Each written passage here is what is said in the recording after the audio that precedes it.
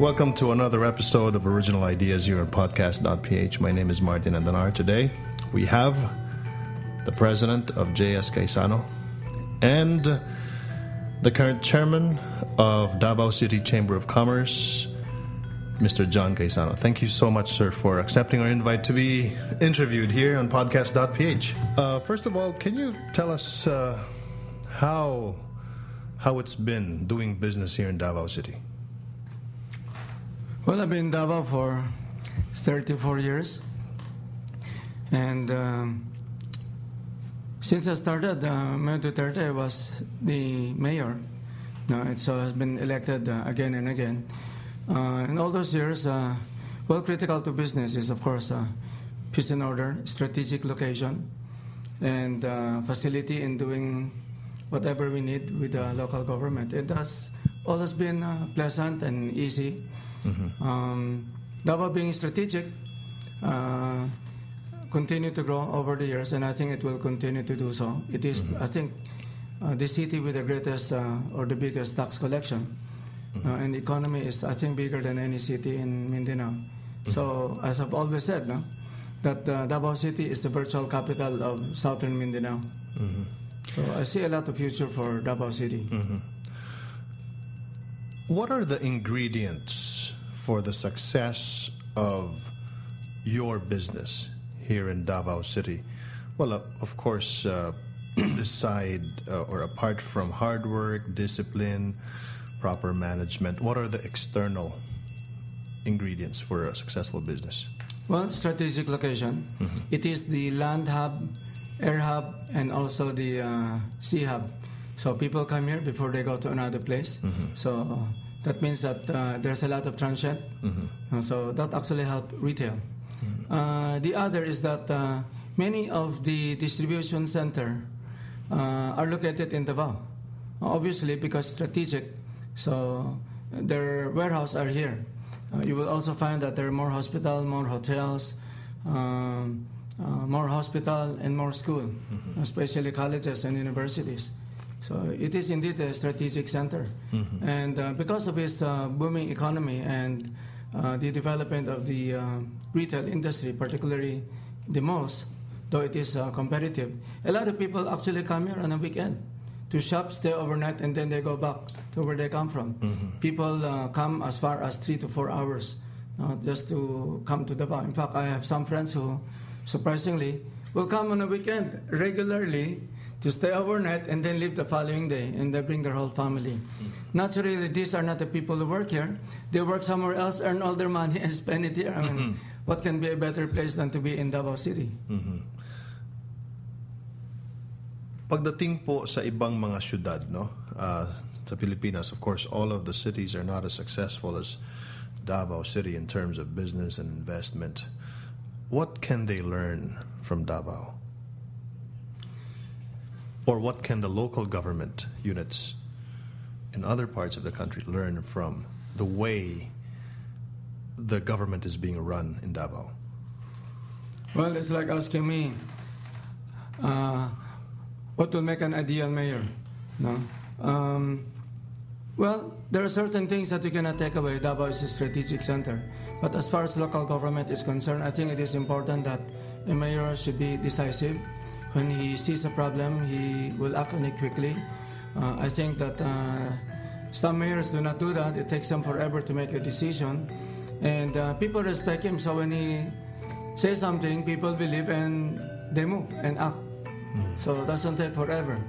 In some areas, you need to remove a squatter, you need to do certain things. It takes forever to act on it.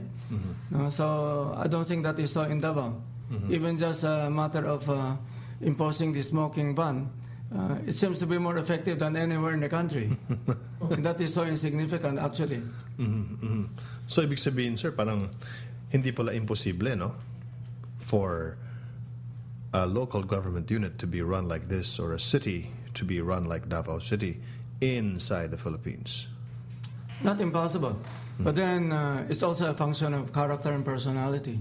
So certain personality is just difficult for them. But as far as I'm concerned, he's the guy with the right cut, no, and the right personality. So he's able to address the concern that the business sector experience. So it makes him extremely effective. You're one of the respected businessmen, not only in Davao City, but in the Philippines. The Gaisano family name is very prominent in the business sector. And for you to be saying these things about local governance really shows how happy you are with how things are being run here. Oh, yes. If not, I would talk about it. Of course, not in media, but then how can you speak against when he did well? And we have several Gaisano stores right here in the city. Even without me talking, that is sufficient evidence to prove that he has been effective. So, in other words, if you were to set up, or if you set up Gaisano, your Gaisano malls, outside of Davao City, not naming any names or any city, it will not be as successful as it is right now. The local government leader is not the only ingredients, but it is indispensable. Because without which, there's many things that will not happen. So it is unfair also to speak against any other mayor. But definitely a mayor like what we have will make it easier, and it will reduce the risk for businessmen like us. How would you compare the leadership of Mayor Rodrigo Duterte to other successful leaders, not only in the Philippines but in different countries? Well, there are a number of things now. Let's compare with the more developed country like Canada and US. Is that they actually plan really long term, like 20, 25 years. I think what is common in Philippines that most of the local government do not plan that long. I'm not saying all, I'm saying most. No, like widening of street, doing zonification, diba? Very often in other countries, they develop the road, provide the incentive, and then people start moving there and, diba? And now construct a new city or a new development, a new business center. In Philippines, most of the mayor that we have, wait till you need it before they will do it. It's so different now. So is that right or wrong? I don't know what to say on that now. Maybe partly it's a constraint of the budget. But in other countries, in the developed country, usually they plan it so that people can go there. But that's not so here in the Philippines. So long-term pala talaga. Yes. Long-term pala si Mayor Rodrigo Duterte magplano. Other people have likened him to the leadership style of Lee Kuan Yew. Would you say that that is his style of disciplining people here in Davao City? I think there are some similarities, but you cannot say they're entirely the same. Lee Kuan Yew is a far bigger problem than Davao City. Speaking up, it's called a country city. When it was way down under, something that's practically have no future, and then he brought it to what it is today. But I think it is not fair to compare both because the situation is different. Who knows if Mayor Duterte happened to be in a situation like Lee Kuan Yew, he might just do the same. But such would be speculation. So it's unfair to compare both. But one thing I can say is that Lee Kuan Yew is decisive, so with Mayor Duterte. Lee Kuan Yew is not afraid to do what he believes in, so with Mayor Duterte. But a country city is so different. You're dealing international with other country. You want to position Singapore as the hub and a virtual little city in Southeast Asia where it will attract other businessmen and financial center and so many others to that place. That is not so with Davao. So I don't think it is fair to compare. Why should every businessman in the Philippines believe in Mayor Duterte? It's like asking, though you did not ask, is Mayor Duterte the right person to be the leader of this country? I think the question you should ask is, what is the problem we have? If the problem is graft and corruption, peace and order, criminality, is he the person who can address this? To me, obviously, yes. But I have another reason why I think he probably will make a good leader. There's so much problem in Mindanao, and Mindanao has the greatest number of poor as percentage of total population. And he is familiar with Mindanao more than any presidential candidate or those who is hoping to be one. So I think it might be good for our country if he would be considered as one of the candidates. So, but then you will never know until they finally file the candidacy, diba? Mayor Duterte have been saying he's not running, so what can I say? It's very hard to make a judgment on that. But to me, he probably will make a good candidate. As a businessman, do you think every businessman or he is the right fit for a leader to become a president of this country, to be able to encourage people to invest more in the Philippines? Do you think Mayor Duterte is the right person for that? So hard to speak in behalf of all the businessmen because we all think differently. Some may not like someone who is as decisive as him. No, some would prefer because he gets things done. So what is a priority? Now, wherever that businessman come from, he will always be affected by where he made the most money, and he's trying to figure out whether this guy is the right man. So that's hard for me to speak in behalf of all. So do you think a corrupt businessman will not like Rodi Duterte? A guy who fights corruption and a guy who maintains peace and order. Why would you like a guy who's fighting corruption and maintain peace and order? Amongst all of the candidates or the names that are cropping up to become the president of this country, there's Rojas, there's Binay, there's Miriam Santiago, there is a Trillanes, there's an Alunan, there's a Tony Meloto, and then there's, of course, Rodi Duterte. No? And why should I vote for him?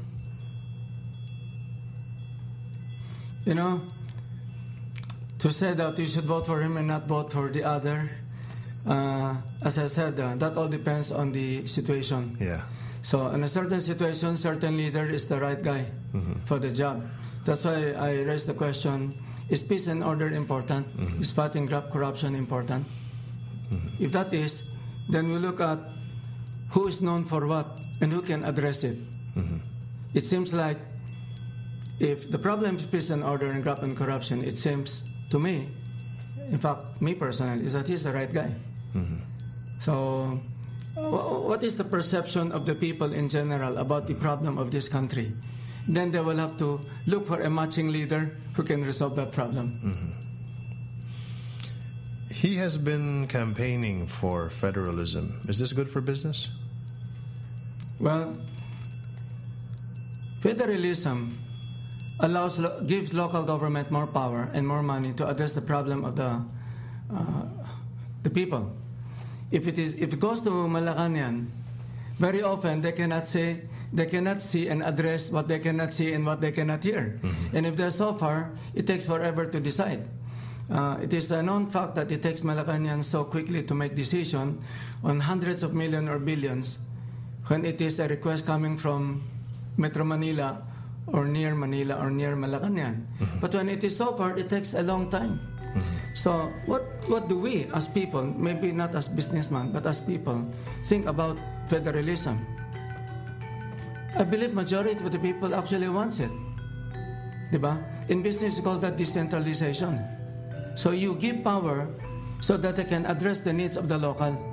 And I think federalism is really the solution. I am for it.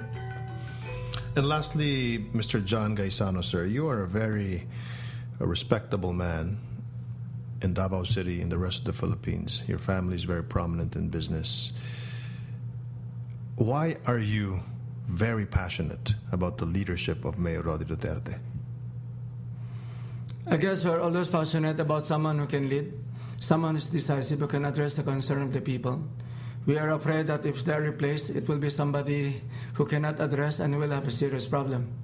And sometimes a problem when they grow up to a scale that is difficult to manage, and then you replace with the right leader, it will take very long time to address it. So we are naturally concerned in any business for that matter. You're putting the right leader in the business, and the business will prosper. You put the wrong one, then you can lose your pants. So I think we need a good leader, and we think he is one. You are very lucky because you live in Davao City and things are being run very well here. But the rest of the country, I would say, maybe majority of the country, places in the country would have this vicious cycle running over and over and over and over again. And are you as frustrated as I am? The rest of the country? In terms of the country having this vicious cycle about corruption and peace and order na parang wala nang katapusan. But you in Davao, it's a living testament of a city that can be run peacefully. Yes, in Davao, then you said there is hope. If you ask the leftists, they say this is systemic and only surgery will work. Diba? So, what happened? I have some problem in some municipality that I have a store in. But in life, not everything will go well. Mm-hmm. So we just have to live with it, adapt to it, adjust to it, so we can survive. Thank you so much, Sir John. Thank you. Mabuhay po kayo, sir. Thank you. Thank you so much. This Podcast.Ph presentation is supported by Martin Andanar's Homecast Studio and Audio.Ph.